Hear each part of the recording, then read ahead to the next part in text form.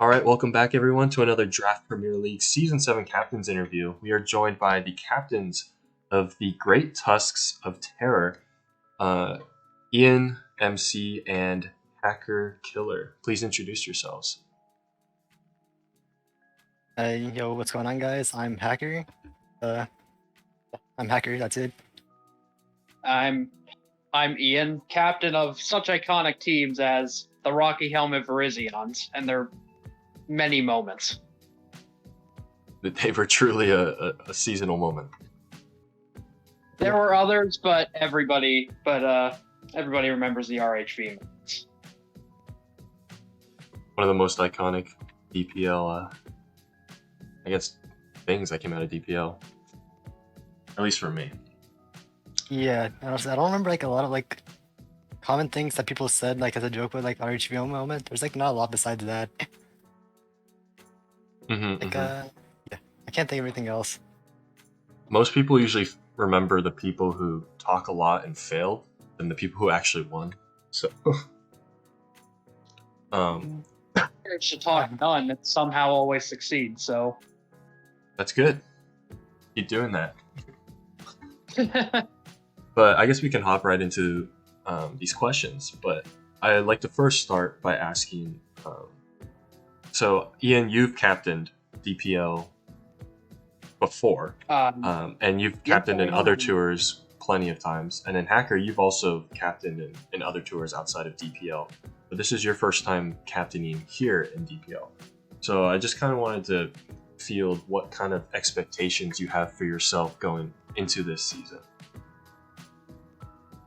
I'll let Ian go first. Okay. Well, this is my third season just in DPL. I believe this is my 7th time. Yeah, this is my 7th time captaining in general. I've done 2 in TDT and 2 in Clash of Kings. Did I just play? No, I captained with Taz. A lot of them tend to blend together in my mind. But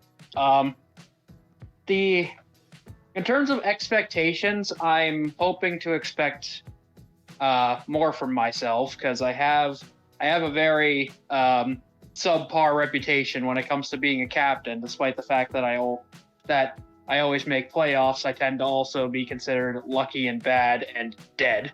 So I'm hoping I can kind of break the mold and give my teammates a good experience. That's what I'm hoping for this season.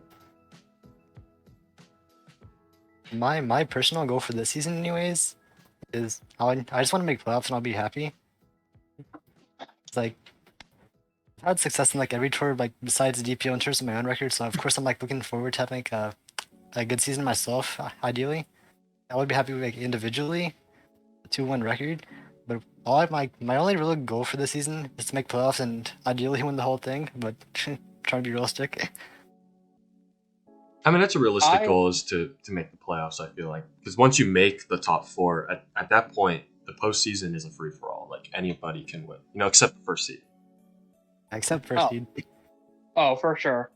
And I've someone who's been to playoffs 7 different times and has yet to actually win a chip. I can guarantee you it's just kind of a toss-up at that point. Anyone can beat anyone. And both of you made the playoffs last season of DPL individually on your teams. Yeah.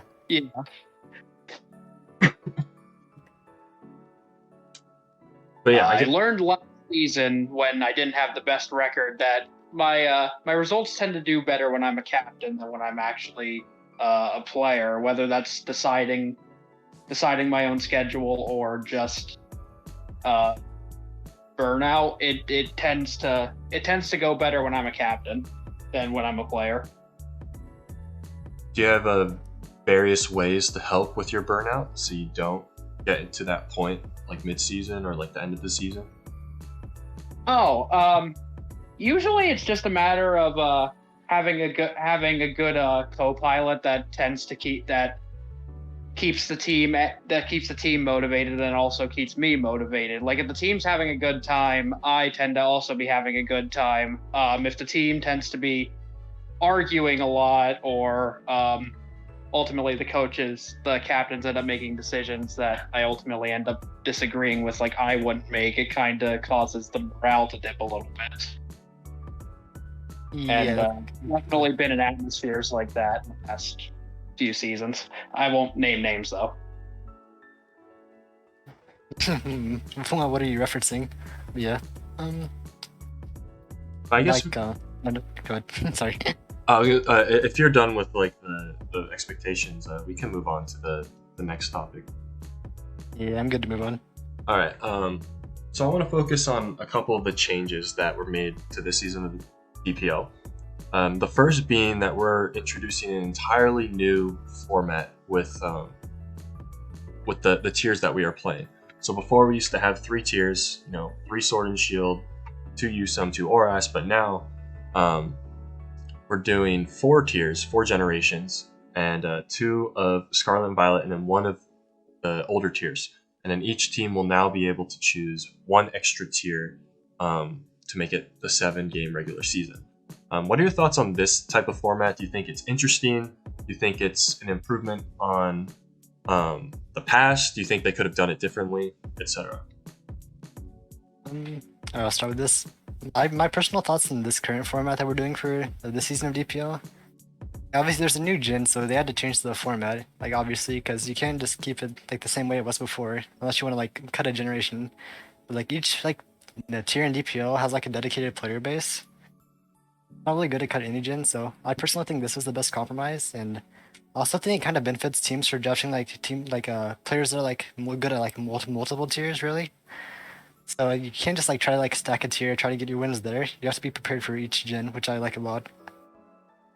It also helps the captains decide it lets them play to their advantages, which I like a lot. Yeah, I agree with most of what Hacker just said.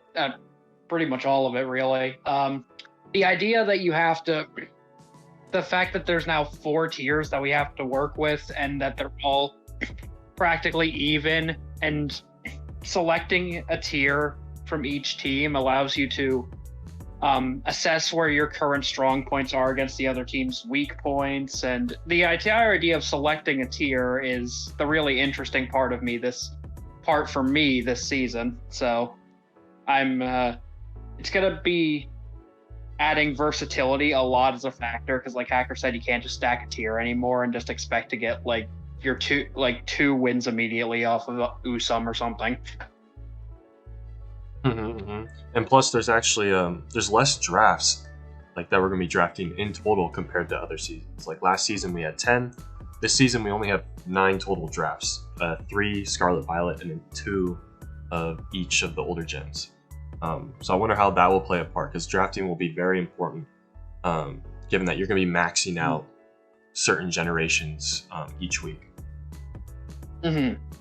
Yeah, you gotta make sure you don't have like any like strong outliers in terms of like your bad drafts, because if you have a bad drafts, the other team could just take advantage of that and just own you. Yeah, just force you to play your bad draft pretty much every week. Yeah, you can be forced to play your Mantine or Bombi every week. Oh no, not the Mantine or Bombi. I remember that draft. Hey, grabbed wins, right? Got wins, but that team was like really bad free mids. It's a Kira moment, though. Kiram can carry any draft. Doesn't matter how bad the team is. If you have Kiram, you always have a win con. Mm-hmm. They actually raised Kiram's price this season, too. I think it's 17 now. That's 17 now? Yeah. Yeah, that's probably a good thing. Mm-hmm. And I guess moving on to the other change, and it's specifically for Scarlet and Violet. So in the past, in Generation 8, we didn't have... we weren't able to use, I guess, the Pokemon Company's introduced mechanic of Dynamax, because it was unbalanced, too gimmicky to introduce into an 8-mon format. But this season, we're going to be actually using the new mechanic Terastallization, and they come with some new rule sets. So similar to Yusum, we're going to have 2 Tera captains, and it's not tier restricted or like point restricted or anything. And then at Team Preview, all of your Pokemon's Tera types will now be revealed to the opponent. What are your thoughts on this decided Tera rule set for this season? Do you think it's balanced? Do you think it's a step in the right direction, or do you think they could have done something better? Overall, like with this Tera rule set, I think overall it's balanced, but I still don't really like it. To me, anyways, like the main appeal of Tera is to like show off creativity. I don't really think that works very well. You already the Tera types get revealed at preview. I don't really see like the appeal of Tera besides that. And, but I think that it's balanced. I just don't like it because I think it's not fun. I think it's definitely the most balanced option they could have went with in terms of trying to make Tera as like limited to the success, as limited as it can be, while also still using the gimmick. But like Hacker said, it kind of limits creativity when you can see the Tera type at team preview, and makes it so that ultimately I feel like a lot of situations are going to come down to 50-50s now that you know what the Tera typing is. So I feel like it will definitely promote kind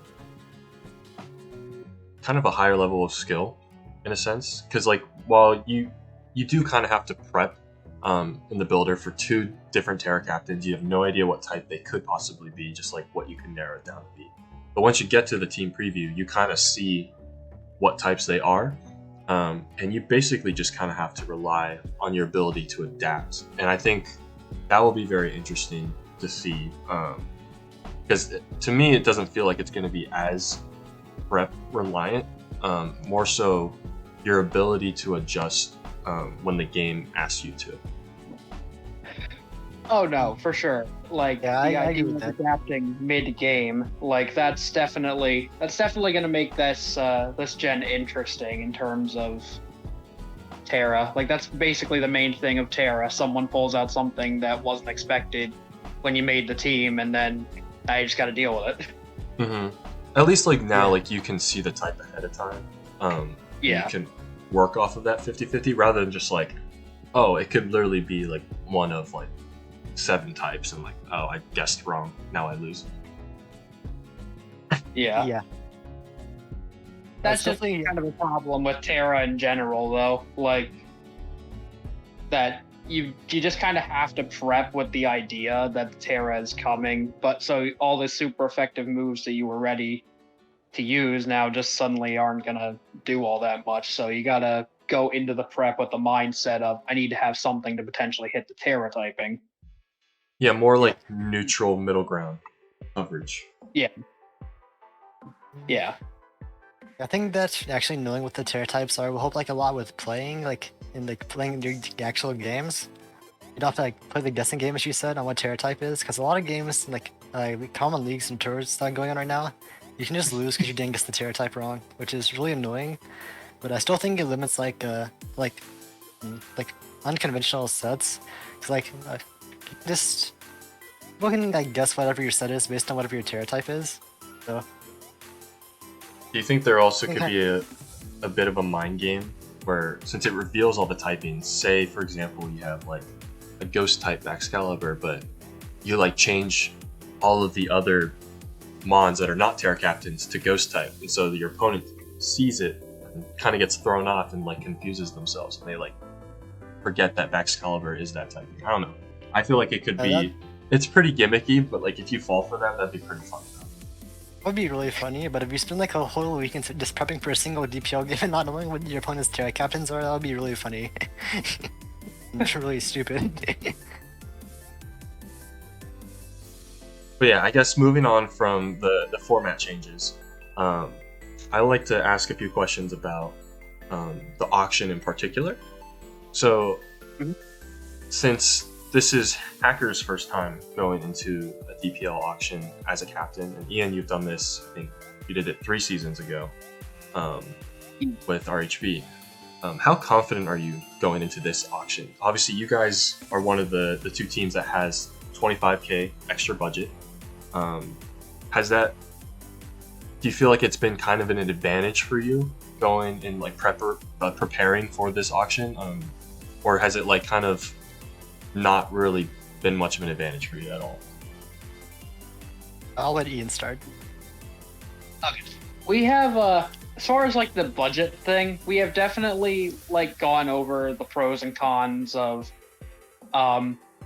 using a roster slot in 25K to have both captains play, which for the record I think is a pretty neat change that allows teams to go for their own preferences. Like if you want to stack your captain core, if you want to more let your players decide for you. Like I genuinely do like that change, but we just ultimately decided that there were more benefits to keeping the extra 25K and having one cap play throughout the season. So we do think that there is going to be an advantage there.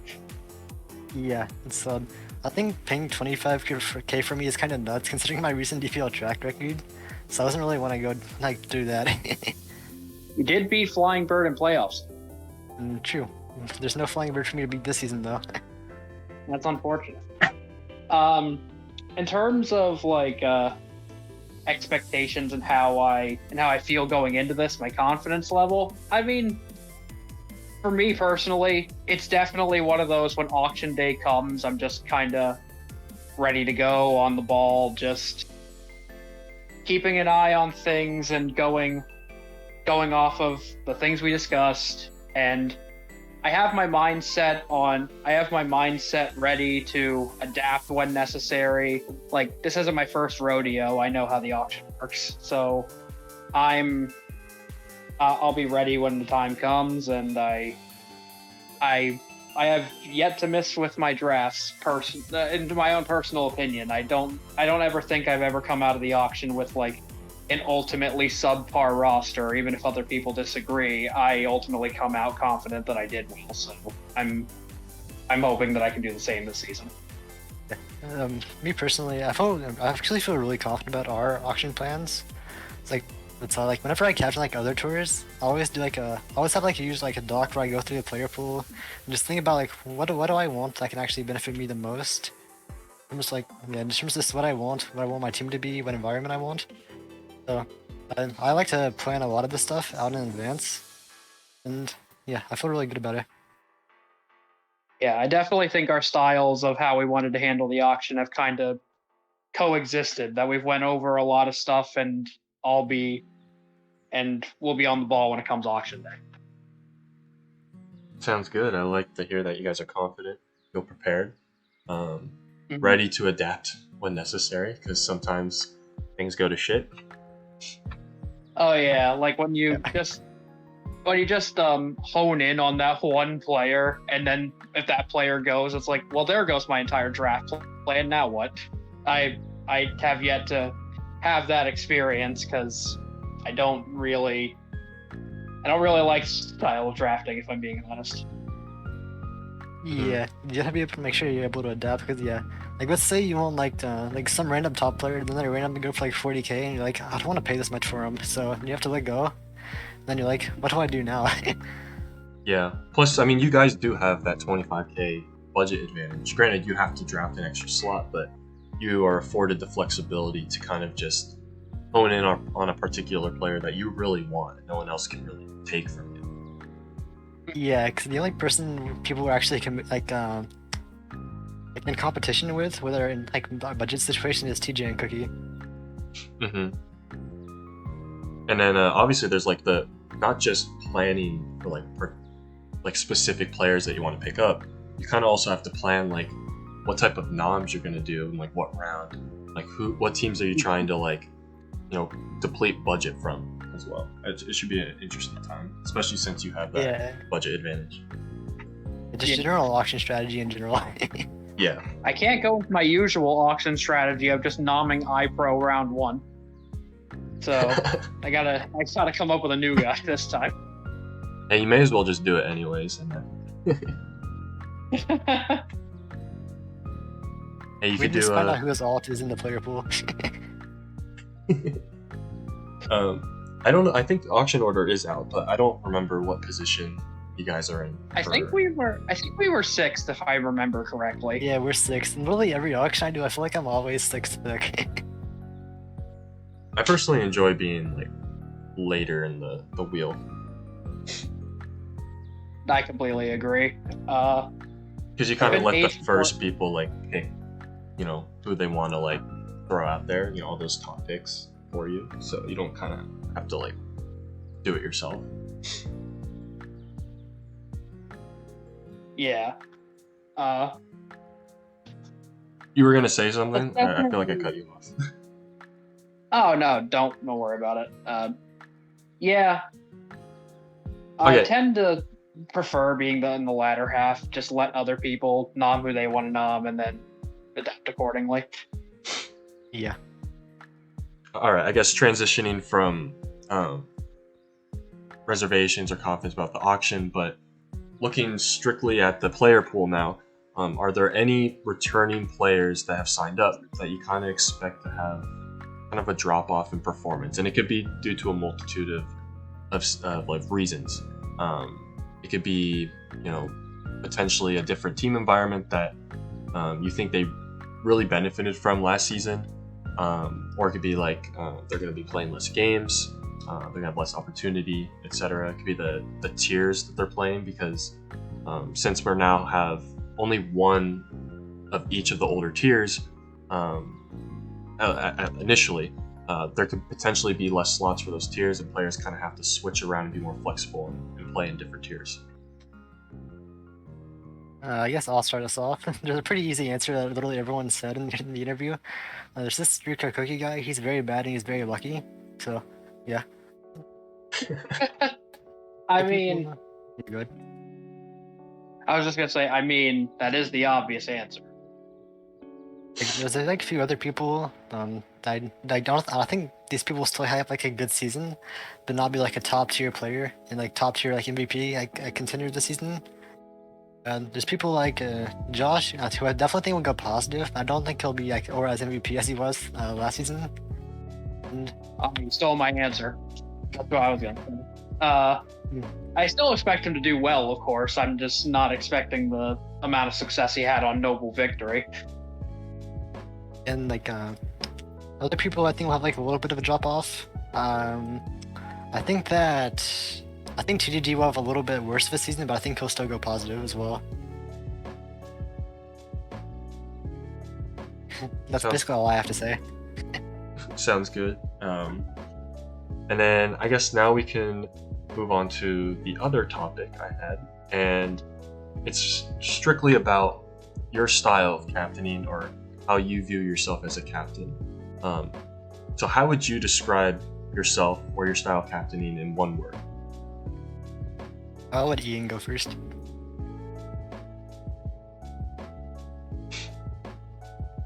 Relaxed. I like to. Do you need me to explain further, or do you just want me to say the word and let it go? You can explain it, yeah. Explain. Oh, okay. I tend to draft players, but I like to also create that fun environment and drafting players that I know can coexist relatively well, so that they ultimately can vibe off of each other and then do success. So I view myself as kind of a more relaxed captain to let the players thrive, and has yet to let me down. I was ironically gonna say the same thing as Ian just said. Yeah, I just like to draft people I know like worked well together, and just exist well and just vibe from the team server. We'll come up with a different word. No. You can How be dare chill. You can be chill, and he can be relaxed. Sure. But yeah, that's a good pairing to have. I mean, both of you have, similar captaining style. I feel like they'll be able to foster a strong team environment where you both kind of see eye to eye on it. Yeah. Mhm. And then I guess moving on to these last couple topics. So, are there any specific captain cores that you want to play this season and beat and send a message to? And you can actually send a message to them right now if you want to call any out directly. I'll go. It's fun. Everyone says this, but I want to be toxic and best because they talk a lot, and they're also Oh my really god, good. same. I think it'll be fun to beat them. Other cores, I think it would be fun to destroy TJ and Cookie. Any particular reason why? I am friends with those guys, and it'd just be funny to destroy them. Yeah. I personally am looking forward to playing iPro and Kaz because they definitely have a very good reputation, and I believe they're one of the cap cores to watch out for. But I also want to send that message, especially considering I still remember Kramer's side. I remember a lot about that season. I forgot. I pros on Kramers. That was so long ago.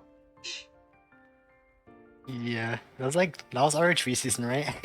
Yeah, Yeah, it was season 4. we played week 1, and we played week 1, and I just remember Sideduel going off at the end of week 1, and ever since then I've kind of had this joke where I've been nomming him round 1, and he tends to always do well. So kind of want to actually play him as a captain now. You are you are the reason iPro thrives. Yeah, totally. It's totally all me. Maybe he'll finally get that Usum MVP that he's coveted. Yeah, it was like an Well, insane all-time record in Usum. Yeah, he's Here's been hoping. popping off. Yeah. And then I guess moving on to our final topic, our final question, based solely on the captain course. So we haven't had the auction yet. That is tomorrow.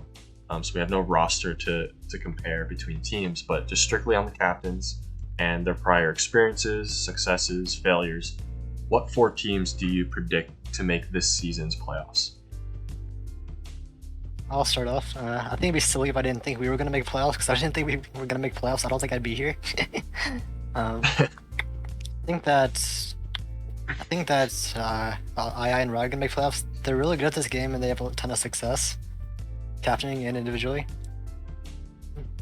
I think iPro and Cats are for sure gonna make playoffs. They're one like the more experienced, one of the more experienced captain cores this season, and yeah, they're just really good.